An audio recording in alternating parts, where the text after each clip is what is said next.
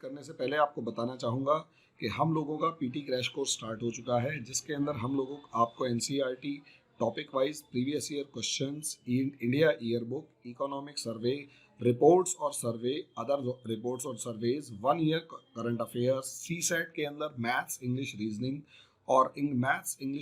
English comprehensive, और इसके साथ साथ जितना भी पोर्शन आप लोगों को पीटी के लिए इम्पॉर्टेंट है वो सारा करवाएंगे। साथ में आपको टेस्ट सीरीज अवेलेबल करवाएंगे, जो कि पूरा 100 टेस्ट आपको अवेलेबल करवाकर पीटी के सक्सेस को श्योर करवाएंगे। तो जो भी स्टूडेंट हमारे इस पीटी के कोर्स को ज्वाइन करना चाहता है वो हमारे दिए गए नंबर्स पे कॉल करे, व्हाट्सअप करे, या फिर वो किसी भी तरीके से हमसे कांटेक्ट करे, हम अपने आप इन्फॉर्मेशन बाकी प्रोवाइड कर देंगे। आओ टॉपिक स्टार्ट करें। हेलो दोस्तों, नमस्कार, आदाब। दोस्तों, क्वाड दुनिया में आज के दिन यदि चाइना के खिलाफ स्ट्रेटेजी में सबसे ज़्यादा चर्चा में है तो यही ग्रुप। और अगर आप इस ग्रुप को मोटे तौर पर देखें तो हो भी क्यों ना भाई, दुनिया में जो जियोपॉलिटिक्स चल रही है, जो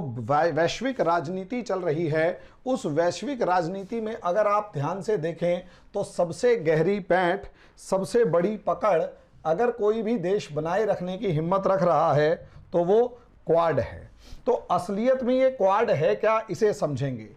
ये क्वाड कुछ भी नहीं, पहले भी बता चुके हैं कि ऑस्ट्रेलिया, अमेरिका, इंडिया और जापान, जो कि अगर मैप गूगल मैप पर देखे जाएं तो यहां पर आपको स्पष्ट शब्दों में नजर आएंगे कि कहीं ना कहीं चाइना को साउथ चाइना सी में घेरने के लिए एक बहुत बड़ा प्लान बनाया गया। और उसमें जो 4 देश शामिल हैं, इंडिया, ऑस्ट्रेलिया,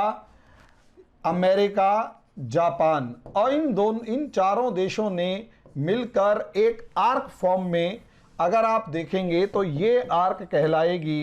इंडो पैसिफिक। और इस इंडो पैसिफिक आर्क में चाइना को घेरने के लिए ये 4 बड़ी शक्तियां एक साथ आकर खड़ी हो गई हैं और कहीं ना कहीं चाइना के लिए खतरे की घंटी यहां पर नजर आ रही है। लेकिन मैंने कहा ये 4 सबसे ताकतवर देश, ये 4 सबसे ताकतवर देश, ये 4 सबसे ज्यादा पावरफुल कंट्रीज अगर यहां पर हैं तो आप यहां देखेंगे कि इन 4 पावरफुल कंट्रीज का नतीजा यह है कि कहीं ना कहीं अभी तक सिर्फ ये 4 ही क्योंकि मैदान में आए थे, तो अब यहां पर जर्मनी और फ्रांस ने भी अपने जहाजी बेड़े भेजना शुरू कर दिया। और जहाजी बेड़े भेजने के बाद चाइना को खुले तौर पर चुनौती देना शुरू कर दिया कि भैया असलियत में आप अकेले नहीं हैं जो इसके ऊपर डोमिनेट करेंगे, यहां ये सबका राज या सबका डोमिनेंस चलेगा इस साउथ चाइना सी में। लेकिन यहां एक नई खबर या नया डेवलपमेंट जो है वो ब्रिटेन की वजह से हुआ है। ये जो नया डेवलपमेंट है ये ब्रिटेन की वजह से हुआ है। ब्रिटेन की वजह से क्या डेवलपमेंट हुआ है कि अगर आप ब्रिटेन को देखते हैं तो ब्रिटेन असलियत में अभी अभी ब्रेग्जिट को झेलकर निकला है, यानी वो यूरोपियन यूनियन से अलग हो गया है। अब ऐसी सिचुएशन में कहाँ तो उसे 27 कंट्रीज यानी 27 देशों का एक समूह मिला हुआ था, जिसके अंदर इन कंट्रीज ये जो कंट्रीज थी ये अपने आप में इकोनॉमिक पावर होने के साथ साथ कहीं ना कहीं एक मिलिट्री पावर भी होती थी, और मिलिट्री पावर होने के साथ साथ ये एक बहुत बड़ी मार्केट भी होता था। लेकिन किसी भी देश की प्रॉब्लम अगर समझी जाए तो यहां पर ब्रिटेन के अलावा फ्रांस, जर्मनी, इन दोनों को भी देखा जाए तो बाकी सारे देश कहीं ना कहीं बहुत ज़्यादा ओवरशैडो हो गए थे, यानी कहीं ना कहीं जो यूरोपियन यूनियन है इसके नाम के आगे दब गए थे। ब्रिटेन भी काफ़ी टाइम से महसूस कर रहा था कि यूरोपियन यूनियन के अंदर शामिल होने की वजह से उसे नाम मिला कम और इसका नाम लूज ज़्यादा हुआ। यही रीज़न है कि ब्रेग्जिट हुआ और ब्रिटेन जो है वो ब्रिटेन यूरोपियन यूनियन से अलग हो गया। अब ऐसे में कहीं ना कहीं वो एक बड़ी इकोनॉमिक पावर जो अमेरिका के बाद दुनिया की दूसरी सबसे बड़ी इकोनॉमी थी वहां से बाहर हो गया। उसके साथ साथ अगर आप मिलिट्री पावर की फॉर्म में देखेंगे तो उसकी वो वाली स्ट्रेंथ भी खत्म हो गई, और सबसे बड़ी बात जो इसे अभी तक यूरोप के अंदर फ्री मार्केट मिली हुई थी वो भी कहीं ना कहीं गायब हो गई। ऐसी सिचुएशन में एक ब्रिटेन जिसका अपना एक ग्लोरियस पास्ट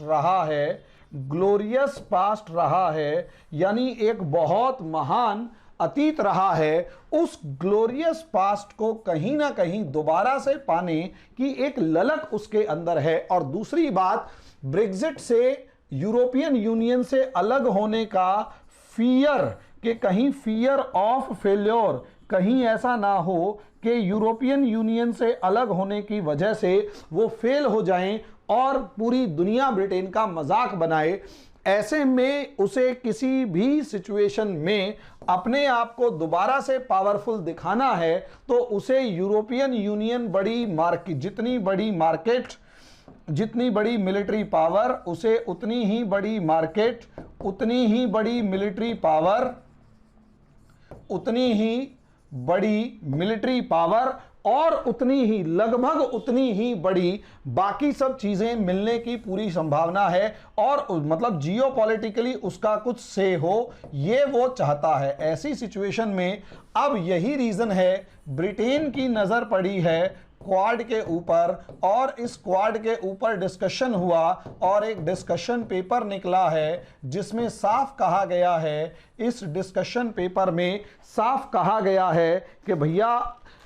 ब्रिटेन जो है वो क्वाड में शामिल होने की तैयारी कर रहा है, या क्वाड में शामिल होने के बारे में गंभीरता से सोच रहा है, क्योंकि क्वाड में 4 बड़े देश हैं, जिसमें एक इंडिया जो दुनिया में पॉपुलेशन वाइज सबसे बड़ा देश है, दूसरा अमेरिका जो इकोनॉमिक सुपर पावर है, इसी तरीके से जापान और ऑस्ट्रेलिया, ये 2 देश यहां पर मौजूद हैं। अब ऐसी सिचुएशन में चाइना से बड़ी मार्केट है, चाइना से बड़ी पावर है, चाइना से बड़ी मिलिट्री स्ट्रेंथ है, और ऐसे ताकतवर देशों के बीच में कौन नहीं बैठना चाहेगा। तो ब्रिटेन ने भी इस पंचायत में बैठने की तैयारी कर ली है, या इच्छा जताई है कि वो भी इस पंचायत का हिस्सा बनकर इसमें बैठना चाहता है। और यही रीजन है कि अब उसकी पार्लियामेंट में डिस्कशन इस मामले में शुरू होने वाली है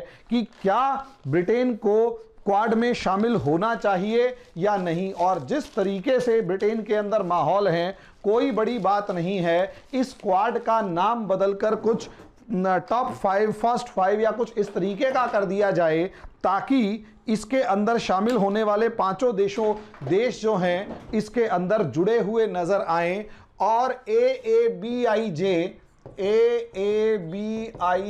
या फिर ऐसा ही कुछ नाम आबिज वगैरह रख दिया जाए, जिसका पूरे का पूरा काम जो है वो चाइना को कंटेन करने और अपनी पावर को सुपर पावर बनाए रखने या मजबूत बनाए रखने में इस्तेमाल हो। तो दोस्तों, असलियत में अगर आप मोटे तौर पर देखेंगे तो ये माहौल है, और इसीलिए ब्रिटेन जो है क्वाड में शामिल होना चाहता है, और क्वाड जो है दुनिया की सबसे बड़ी शक्ति बनकर उभरते हुए नजर आ रहा है। कल इसकी मीटिंग है, 12 तारीख को इसकी मीटिंग है। उस मीटिंग में क्या डेवलपमेंट्स होती हैं उसके ऊपर भी पूरे तरीके से जोर शोर से चर्चा होगी, डिस्कशन होगी। तब तक के लिए धन्यवाद।